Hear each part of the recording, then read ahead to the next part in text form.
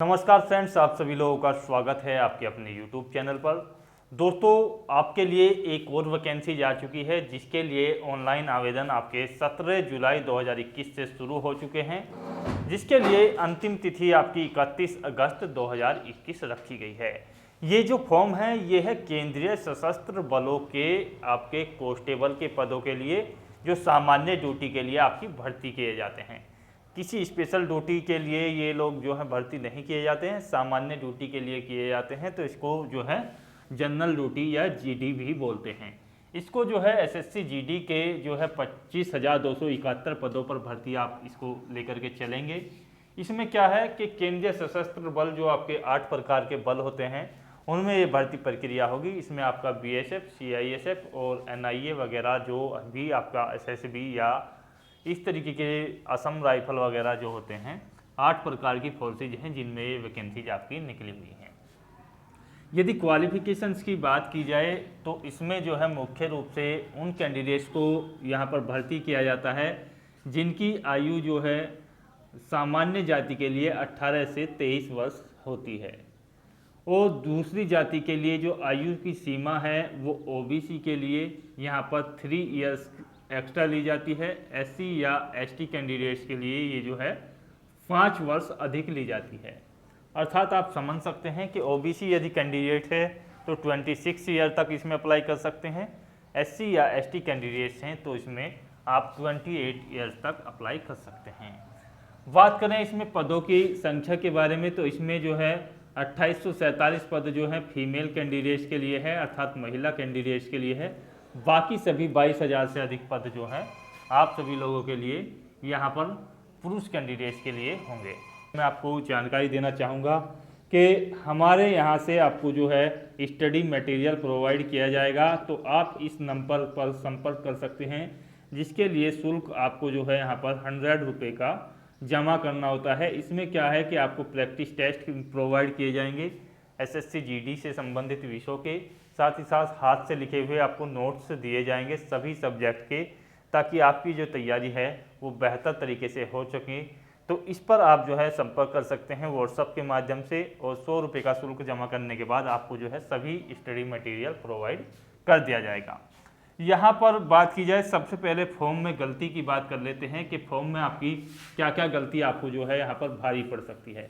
तो सबसे पहले जो फॉर्म की गलती होती है वो आपकी अपनी जिम्मेदारी होती है। तो आप जो है जल्द से जल्द इस फॉर्म को भरें, जल्द से जल्द इस फॉर्म को भरें, क्योंकि आपने देखा होगा कि यूपी SSSC पीईटी के लिए हो या किसी अन्य परीक्षा के लिए हो तो सर्वर जो है बिजी हो जाता है अंतिम दिनों में। तो आप जो है कोशिश ये कीजिएगा कि इस फॉर्म को जो है आप लोग जुलाई में ही सबमिट कर दें, अगस्त का वेट आप लोग ना करें। तो ये क्या होगा कि यदि आप इसको तसल्ली से भरते हैं तो आपके फॉर्म में गलती भी बहुत ही कम होती है, क्योंकि ज़्यादातर जो गलती करते हैं वो साइबर कैफ़े वाले करते हैं या जिनसे आप फॉर्म भरवाते हो, क्योंकि अंत में उनके पास जो है फॉर्म की मारामारी होती है और वो साइन किसी और का चढ़ा देते हैं, फ़ोटो किसी और का चढ़ा देते हैं, डेट ऑफ बर्थ किसी और की होती है, और जो आपकी मार्कशीट वगैरह है वो किसी और की चढ़ जाती है। तो सबसे पहले आपको जो है जुलाई में ही फॉर्म भरना है। ये निश्चय लेकर के आप जो है कल से ही अपने डॉक्यूमेंट लेकर के फॉर्म की तैयारी शुरू कर दें। दूसरी बात यह है कि आपको जो फोटो का ध्यान रखना है। फोटो में आपके पास जो आपका जो फोटो है उस पर आपको देखना होगा कि सही बैकग्राउंड होना चाहिए, स्पष्ट होना चाहिए, और आपकी जो बालों की या आपके जो हेड पर जो होती है कैप वगैरह ना लगी हुई हो, और आपका जो मुंह हो वो बिल्कुल स्वच्छ हो, दाढ़ी वगैरह इस तरीके के ना हो, तो आपका फ़ोटो ज़्यादा वैलिड किया जाता है। तीसरी बात यह है कि यदि आपकी जो जन्म तिथि है, जन्म तिथि यानी कि डेट ऑफ बर्थ जिसको आप बोल सकते हैं, तो इसमें क्या होता है, काफ़ी कैंडिडेट्स ऐसे हैं जिनकी डेट ऑफ बर्थ जो है डॉक्यूमेंट्स में अलग है और आपका जो आधार कार्ड बना हुआ है उसमें अलग है। तो देखिएगा, डॉक्यूमेंट्स यानी कि 10th के जो डॉक्यूमेंट्स हैं उसी के बेसिस पर आप जो है अपनी डेट ऑफ बर्थ भरिएगा। यदि आपके आधार कार्ड में डेट ऑफ बर्थ में गलती है तो ये जो है जिला स्तर पर, तहसील स्तर पर आपके सेंटर बने हुए हैं, वहाँ से आप इसको करेक्शन करा लें। आधार कार्ड में चेंजेस हो सकता है, आपकी जो है 10th की डेट ऑफ बर्थ में चेंज नहीं होगा, तो 10th के आधार पर अपनी डेट ऑफ बर्थ आप फिल कीजिएगा। चौथी बात इसमें आपको जो ध्यान देने वाली बात है वो है अपने सिग्नेचर की। तो सिग्नेचर आप जो है हिंदी में करें या आप जो है इंग्लिश में करें, लेकिन वही करें जो आप जो है लगातार करते हुए आ रहे हैं, और अपने जो है देख रेख में ही ये सिग्नेचर और फोटो आप जो है या अपना फॉर्म जो है अपलोड कराएं। इसीलिए मैं आपको बोल रहा हूँ कि ये जो फॉर्म है आप जो है जुलाई में ही अप्लाई करें, तसल्ली से अपने सामने ही इसको फॉर्म को भरवाएं। पांचवी जो रिक्वायरमेंट है वो है आपकी जो है मार्कशीट वगैरह की, या आप इसको बोल सकते हो कि डॉक्यूमेंट्स की जो आपकी रिक्वायरमेंट होती है वो यहाँ पर है।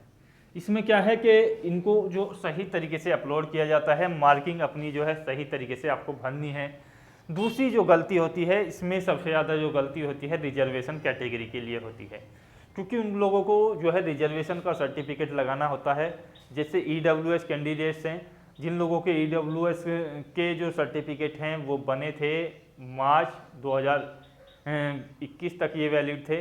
अब जिन लोगों ने नए नहीं बनवाए हैं तो वो नए बनवाकर तभी आवेदन करें, क्योंकि वहाँ से ही आपका जो है वैलिड किया जाएगा। OBC SC या ST के जो रूल्स हैं उनके डॉक्यूमेंट्स कितने वर्ष तक वैलिड रहते हैं, तो वो भी अपना उसी के अनुसार यहाँ पर जो है डॉक्यूमेंट्स अपलोड करेंगे। दूसरी बात यहाँ पर मैं कहना चाहूँगा कि कुछ कैंडिडेट्स ऐसे होते हैं जो यहाँ आवेदन कर जाते हैं, तो राज्य में तो वो किसी आरक्षण के हकदार होते हैं, लेकिन केंद्र में उनको आरक्षण नहीं दिया जाता है।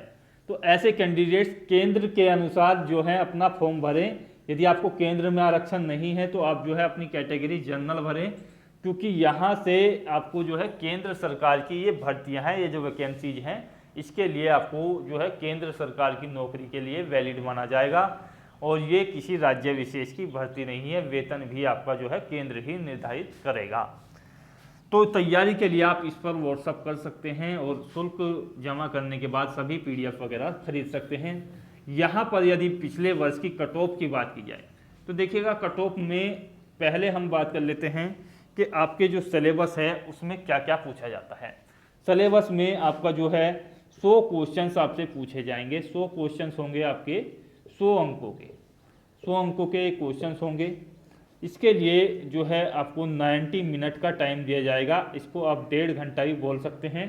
और इसके साथ साथ आपको जो है नेगेटिव मार्किंग इसको जो है माइनस मार्किंग भी बोलते हैं, वो 1/4 की रहेगी, या इसको आप ऐसे बोल सकते हैं 0.25 अंक की आपकी जो है नेगेटिव मार्किंग रहेगी।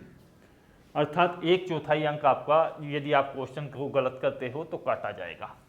इसमें क्या होती है, आपकी जो ऑप्शनल होती है, या तो आप हिंदी को ले सकते हैं या आप इंग्लिश को ले सकते हैं। कोई सी एक लैंग्वेज के आपको जो है 25 क्वेश्चंस करने होंगे, 25 अंक के होंगे। दूसरा होता है आपका जनरल साइंस, जनरल नॉलेज, या आप इसको करंट में भी ले सकते हो। तो इसके क्वेश्चंस आते हैं 25, और ये भी आपके जो है 25 अंक के होते हैं। तीसरा इसमें जो सब्जेक्ट होता है देखिएगा, वो पूछा जाता है आपसे रीजनिंग का जो है काफ़ी महत्वपूर्ण सब्जेक्ट होता है, क्योंकि यहीं से आपकी जो है मार्किंग निर्धारित होती है। यदि रीजनिंग में आपकी पकड़ अच्छी नहीं है तो आप इसमें बिल्कुल भी सफल नहीं हो पाओगे। चौथा जो पार्ट है इसमें है मैथ का। तो मैथ और रीजनिंग एक दूसरे के पूरक हैं। जिनका मैथमेटिक्स अच्छा होगा उनकी रीजनिंग भी अच्छी होती है, और जिनकी रीजनिंग बेहतर होगी उनका मैथ भी ठीक ही होता है। तो यहाँ से आप जो है समझ सकते हैं कि कितना आपको जो है 100 अंकों का आपका पेपर्स है। 25-25 के आपके 4 पार्ट आएंगे। 90 मिनट्स में आपको करना होता है, तो टाइम आपका होता है। और CBT बेस में ये पेपर होता है। नॉर्मलाइजेशन की प्रक्रिया इसमें अप्लाई जाती है, क्योंकि एक से ज़्यादा पालियों में, एक से ज़्यादा दिनों में ये पेपर कंडक्ट आपका कराया जाता है। यदि बात की जाए इसके PET की यानी कि फिजिकल की, तो मेल कैंडिडेट्स के लिए जो दौड़ होती है वो आपकी जो है 24 मिनट में आपको जो है 5 किलोमीटर दौड़ना होता है। फीमेल कैंडिडेट्स को 1600 मीटर दौड़ना होता है, और उनके लिए जो टाइम रखा जाता है वो 8 मिनट 30 सेकंड का आपके पास टाइम होता है। 8 मिनट 30 सेकंड का आपके पास टाइम होता है। तो आपको जो है यहाँ पर ज़्यादा परेशानी वाली बात नहीं होगी।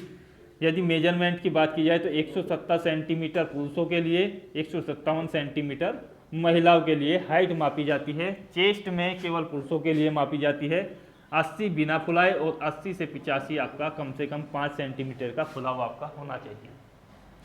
तो ये आपका जो है पीईटी होता है।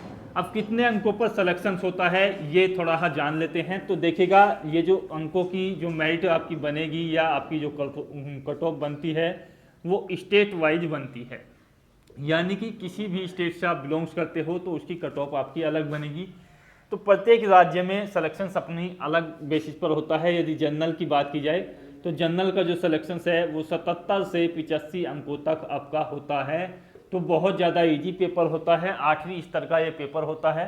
तो बहुत ज़्यादा मार्किंग इसमें कैंडिडेट्स को करनी होती है। ओबीसी की यदि बात की जाए तो ओबीसी यहाँ पर 75 से 80 अंकों तक अपना जो है सिलेक्शन मान सकता है।